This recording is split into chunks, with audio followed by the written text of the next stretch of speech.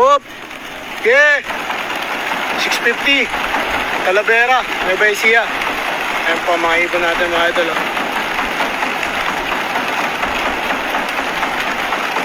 Ayan po. Oh, mga ibon natin mga idol. Oh.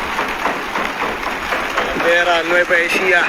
Release po tayo ng 650. Good morning po, good morning. Ayan po.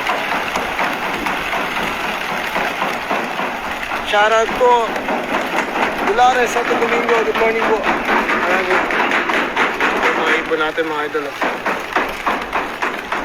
Yun mga utol, good morning. Welcome back dito sa loop natin. Ayan, ngayong araw abang tayo ng mga pang summer natin. Bali kinarga natin kagabi yung mga ibon natin sa training ng BFRC. Ayan, ang release point Talavera, Nueva Ecija. So kinarga ulit natin lahat ng ibon natin. 13 lahat yung kinakarga natin nakaraan. Nadagdagan tayo ng isa dahil isa bumalik yung puti. So kinarga ko na kaagad. Bahala na siya kung mawawala siya or hindi, kung makakauwi ba or kung mawawala. So ayan, ano yung bird natin nung nakaraan pang south yun, kaso nawala nga sa low flight. Tapos bumalik lang nung nakaraan, ngayon diniretso ko na, sama na agad sa training.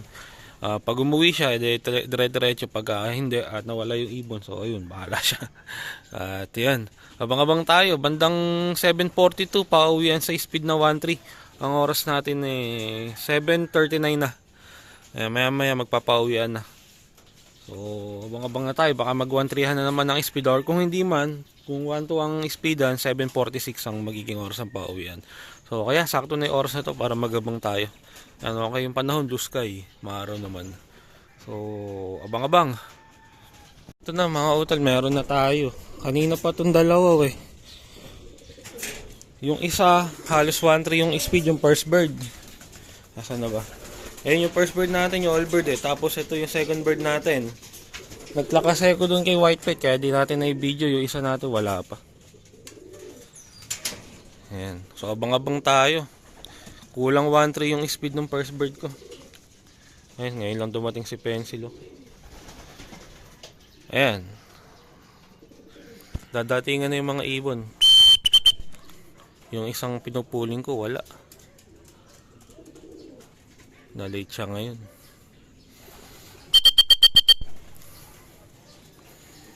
One-3han ng speedan yan sigurado. Ayan. Third, fourth, saka fifth bird. Oh, ba't ganun yung itsura ng ibon natin? Nandungis. May tae sa ulo. Oh. Bihira. Siksikan sa truck. Oh, may tae pa sa katawan. May tae sa ulo, may tae sa katawan. Pambihira, siksikan sa truck. Ayun, dalawa natin, oh. Grabe naman yung itsura ng ibon natin. Ang kikinis nila nung kinarga natin ngayon,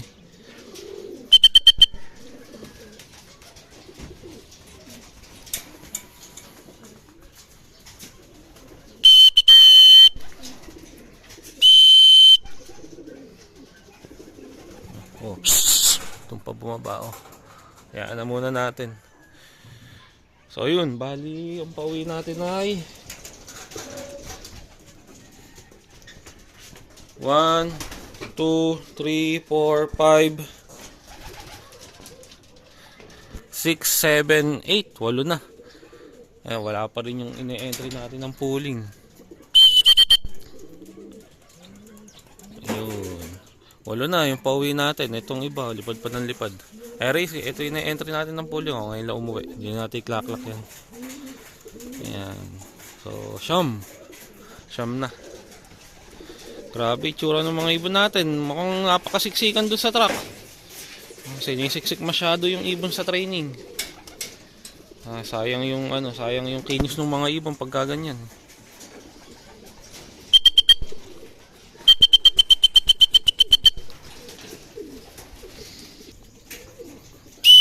Mga magsipasok na ito, hayaan lang natin. So siyam na yung pauwi natin sa 13.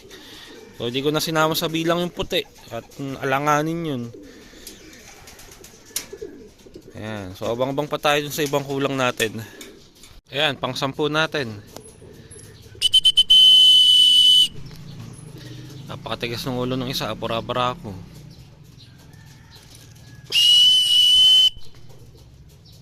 Eri pa isa. Ewan ko kung sa atin to. Ay, sa atin yung ano to, blue bar na hen. Yung 12 pakpak. 11 na. Dalawa na lang kulang natin. Yung magnesmate. Yung magnesmate na NH, yung bata.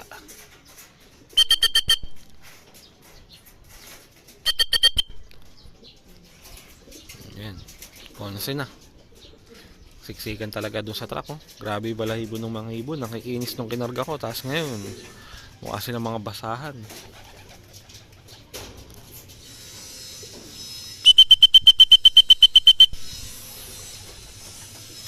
Na mga magsipasok. Oh, ito yung isa nating ano, it's nating NH pan 12, isa na lang kulang. Yung nestmate nito.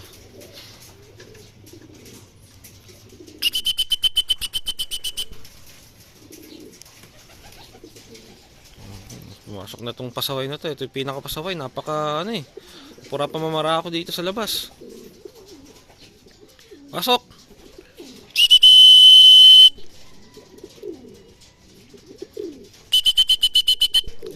Magsipasok tuloy eh.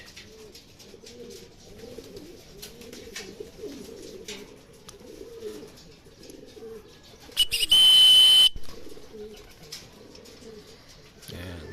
12 na sa 13.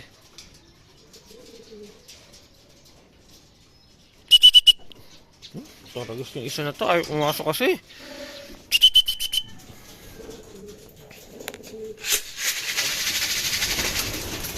Ayan.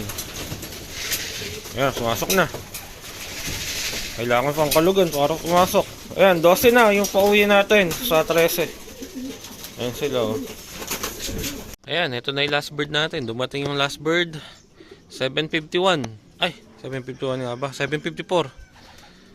Ito. Ayan, oh. Ito may i-cold to nang kinarga ko eh. So, binigyan natin siya ng gamot kahapon bago ikarga. Tingnan natin kung may i-cold pa rin. Maga yung mata niya kahapon eh.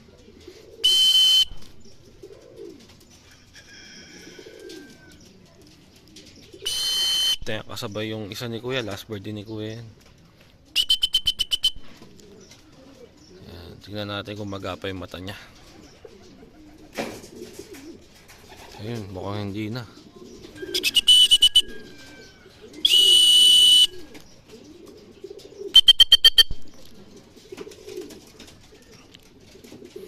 So, kompleto na tayo. Yung 13, ang wala, yung puti. So, hindi ko naman inaasahan yun. Talagang ano lang. Sinama na natin siya sa training. Kung mawawala siya, mawawala. Kung makakabalik siya, edi okay. Kung hindi naman, okay lang din. Okay, hindi ko na siya iniintindi. Ayan, kompleto na yung 13 natin. Tine-training sa summer talaga. Ay, pumasok. Kalugan natin. Oh, lumipad pa, nabugaw pa. Oh. Pa kasi agad pumasok eh.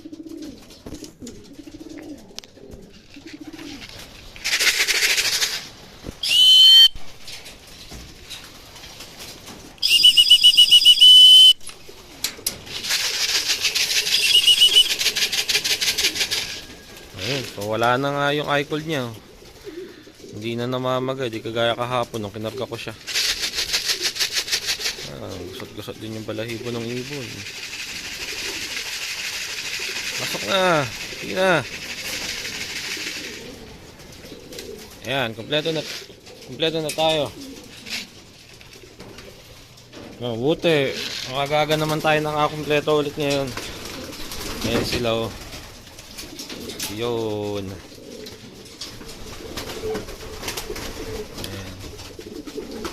So maya pakakainin na natin tong mga to.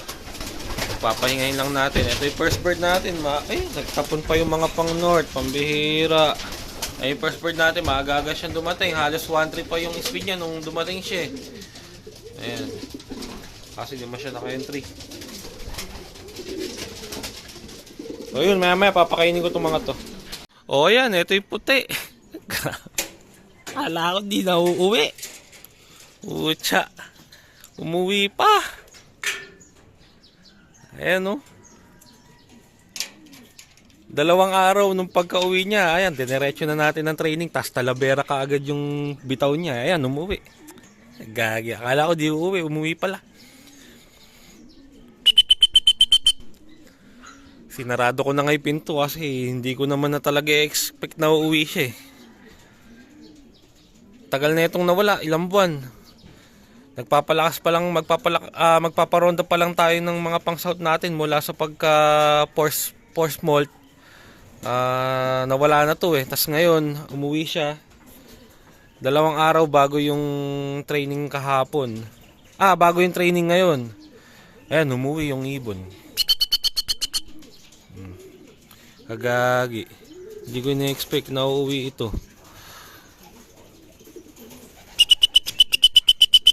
Ayun, no?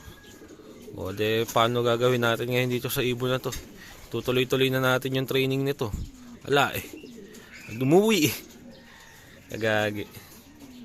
Ay, pangit ng balahibo. Yun lang. Nagasak.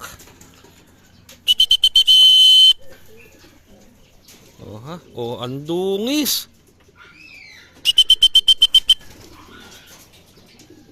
Ang dungis mo, boy. Di makapasok. Ayun. Gagi, umuwi eh. Okay lang mawala ka eh, kaso umuwi eh. Ang dungis. Puro tayo yung balahibo.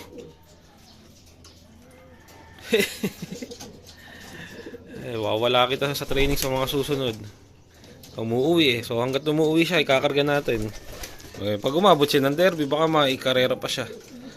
Ayan. So 14. Kala ko yung 13 lang talaga uwi eh. Umuwi yung puti. Ayan, dumating siya 8:08. Ayan, umuwi pa rin eh. Ayan.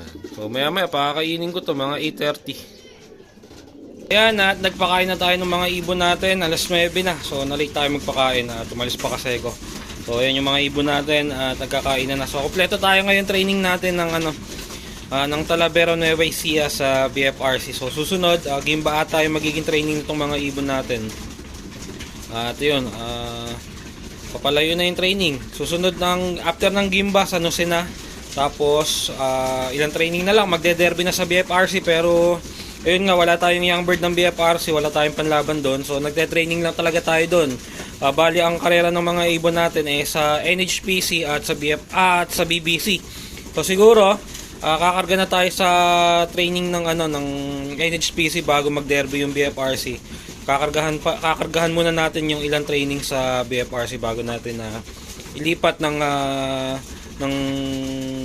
club yung mga ibon natin. Ayan. Tapos yung BBC, hinihintay pa lang natin kung kailan mag-i-start. So wala pang schedule yung BBC kung kailan start ng training ng summer. So kaya ayun, lahat ng ibon natin sa BFRC at sa NHPC muna natin training sa mga susunod. Ayan. So ayun, at hanggang dito na lang yung video natin mga utol. Kita-kita na lang ulit tayo sa susunod na arrival ng mga ibon natin.